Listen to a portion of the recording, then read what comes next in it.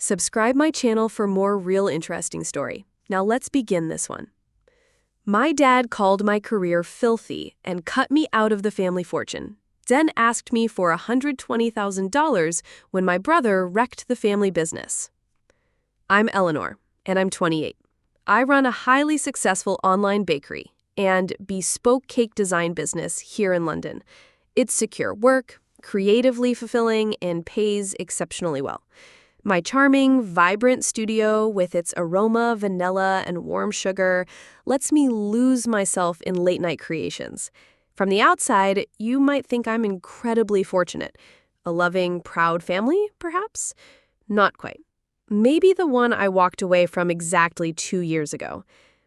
I remember standing in the opulent ballroom of the Grand Hotel, a place synonymous with my family's legacy, and thinking, I don't belong here anymore.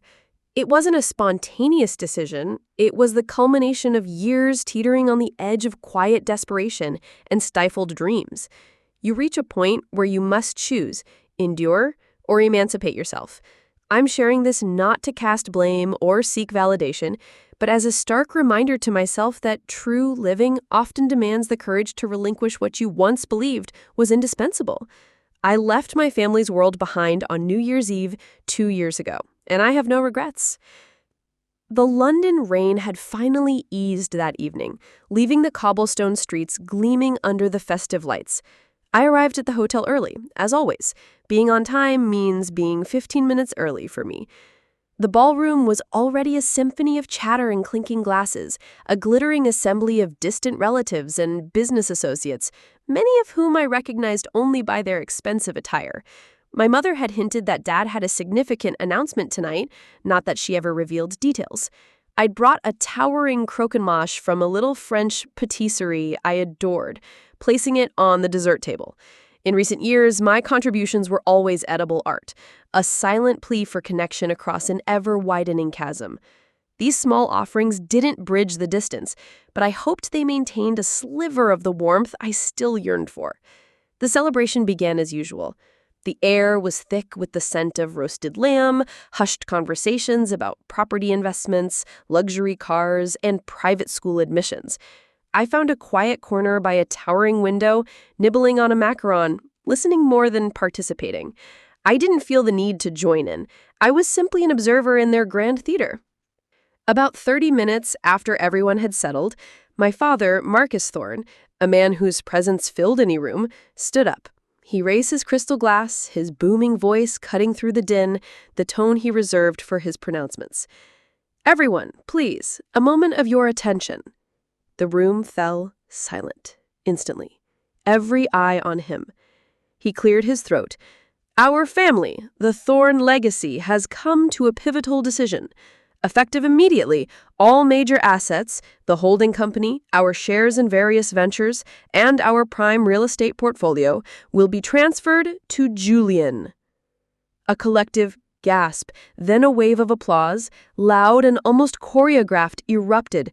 My mother, Vivian, beamed, her eyes shining with an almost manic zeal.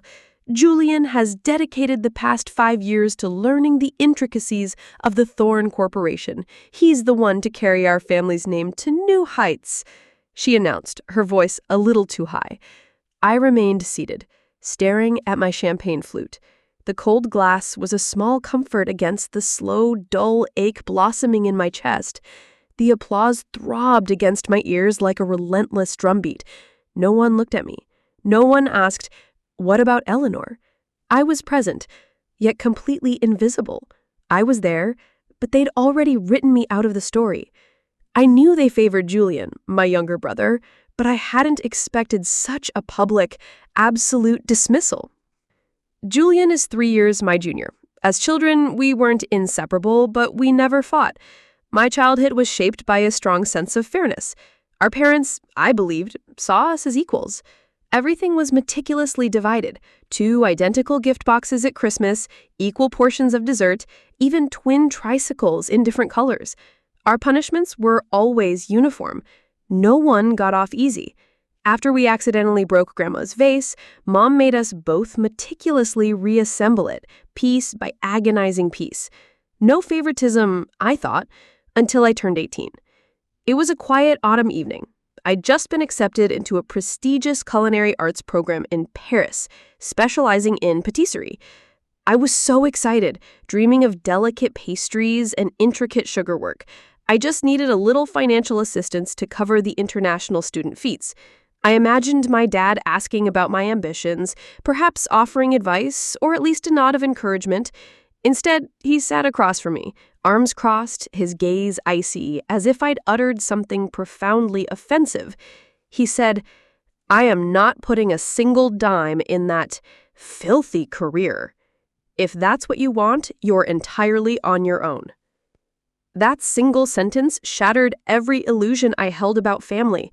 Simple, but utterly final. I didn't grasp it then, how a mere career choice could brand me a traitor. It took years to understand that my aspirations simply didn't align with their agenda. After that, I was no longer the family's golden child.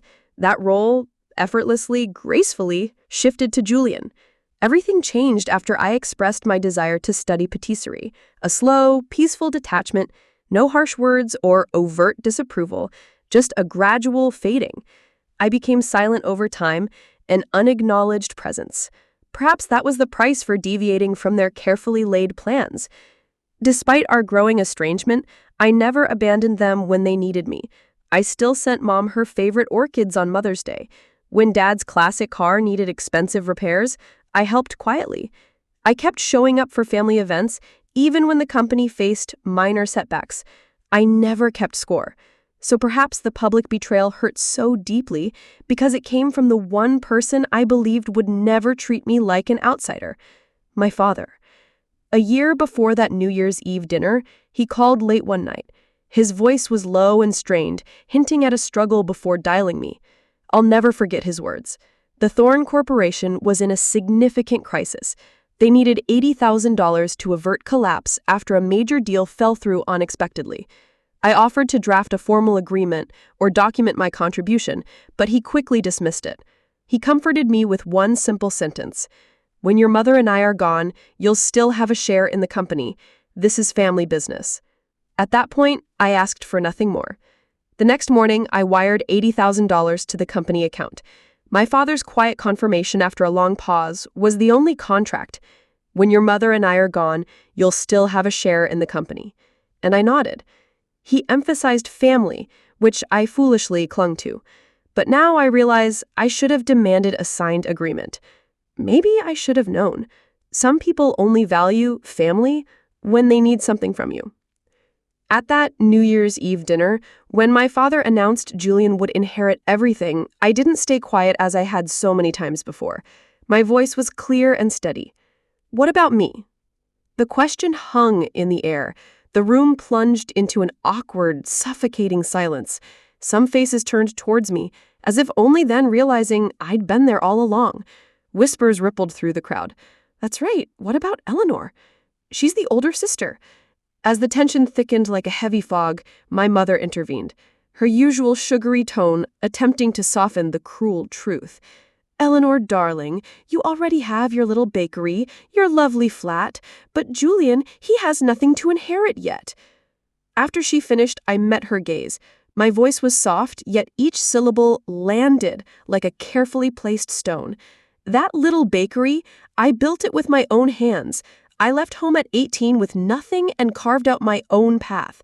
I never took a single penny from you or Dad. I earned scholarships, worked through my studies, and saved every single pound.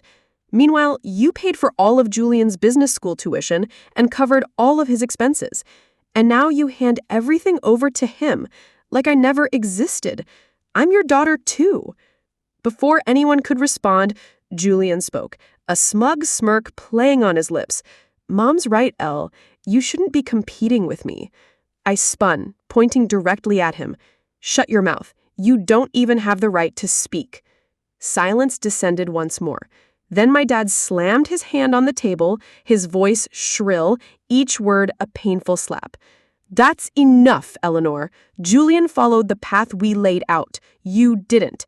If you hadn't chosen those doughy messes and sweet nonsense, this company would have been yours." I froze. Then I replied, my voice dangerously calm, "What the hell are you talking about? That's an insult. Do you even realize it was thanks to those doughy messes that I made the $80,000 that saved your company? And if you look down on my job that much, pay me back right now." After I said it, he stood up, his face crimson, eyes flashing, and roared, "I'm not giving you a damn penny. I brought you into this world, raised you, fed you, educated you. Do you know how much I spent on you?